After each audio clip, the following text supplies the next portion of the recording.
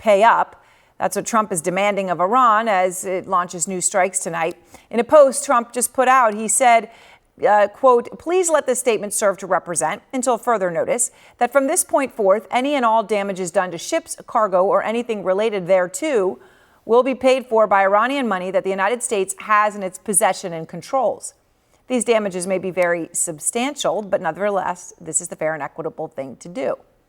Now, it's worth noting that this is the same man who said he was going to give Iran its money back as part of the MOU, right? That was the whole thing. He was giving them this money back.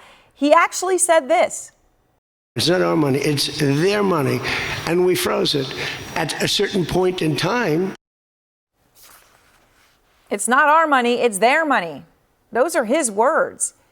Now, Trump's claim about where the money is going to come comes after he has just leveled another massive threat, telling Axios, quote, "I am considering a massive attack, bigger than ever before. I am close to making a decision. We're all set for it." What are you hearing about where his head is tonight? And frankly, how quickly he keeps changing his mind?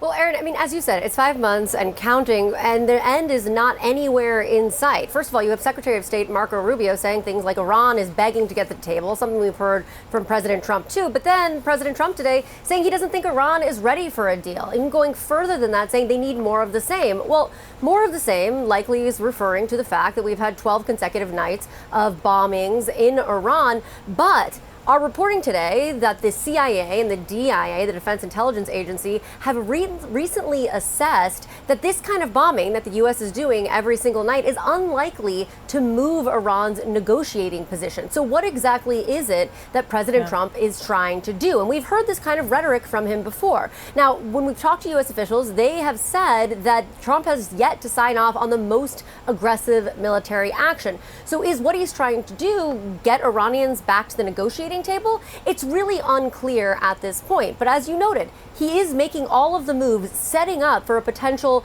escalation in military operation. But what does that do for this war in Iran? What does that do for the American people? I can tell you from every conversation that I have with the White House, with White House officials, U.S. officials, anyone close to President Trump, they do not want to be talking about this war. They do not want to be engaging in this war. They would take a ceasefire now if they could just get a ceasefire, hope for the prices to kind of level or at least go down a little bit, and then they could move on to talking about things like the economy. That's obviously not going to happen if President Trump escalates this. So is he willing to escalate this and potentially even put boots on the ground? We just aren't clear right now what the strategy is, and we're getting nothing from President Trump's orbit as to what he's going to do to break this impasse between Iran and the United States that at this point seems like it's just going to continue. Yeah. All right, Kristen, thank you very much. And of course, just so much confusion on strategy and also what the end goal even is, what they actually want. Christoph Kettle is here with the New York Times. Seth Jones is also here with me. And I know both of you have so much new information. So Seth, can I just start with you? I know you've been you've been speaking to senior U.S. officials. Are we about to see a massive escalation here? The bigger strikes, bigger action than since the war began? Well, Aaron, only one person knows the answer to that, and that is President Trump right now. I will tell you what the military has given him is options. They've given him options if he wants to open up the strait. This will be risky. They've given him air options. They've given him air plus naval options, so to put in naval vessels, including potentially destroyers through the strait to bring in tankers and others, and then air plus naval plus ground options. So the president does have options if he wants to forcibly open up the strait. It does have risks. That's where we're at right now. Which is an incredible moment. Christoph, let me ask you, you did this incredible visual investigation of what has actually happened, destruction at U.S. military bases in the region and what's happening. And with U.S. troops dying in recent days, perhaps in part because of defenses on those bases being so severely compromised, your reporting is so central. So you got images that Iran had put out for propaganda purposes that you then went and verified what exactly is. So damage to structures at the U.S. Air Base in Jordan, which we're looking at right here, that as well as damage at Tower 22, which is a U.S. military outpost on the northern Jordanian border up by Syria.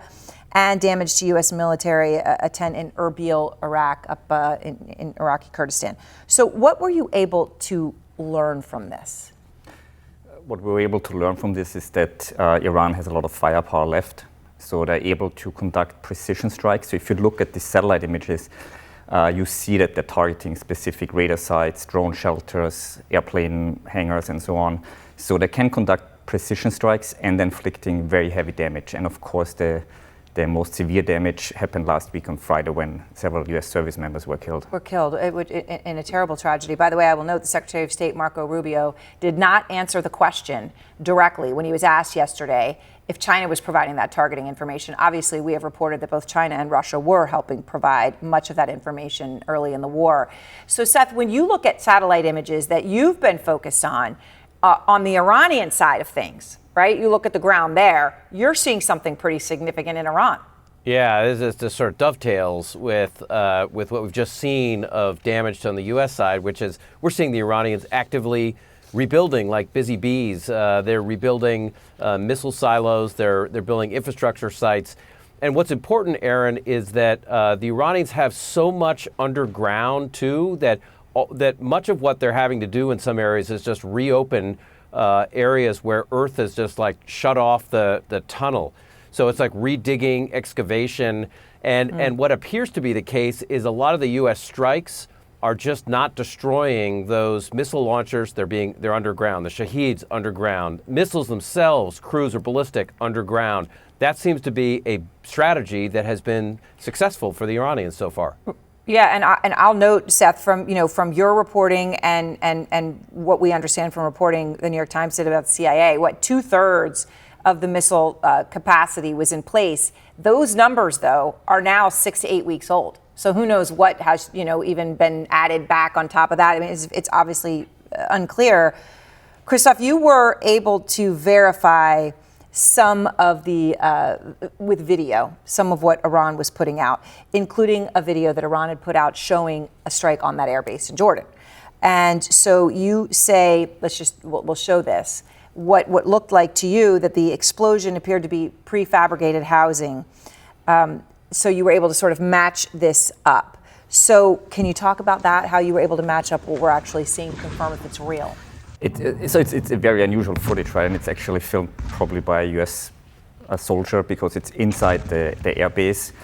But what we are doing is we use this sort of footage as well as satellite imagery to match this up with each other, to match up buildings, to check the damage when it actually occurred. Satellite imagery allows you to go back in time to make sure, like a week ago, this building was still standing.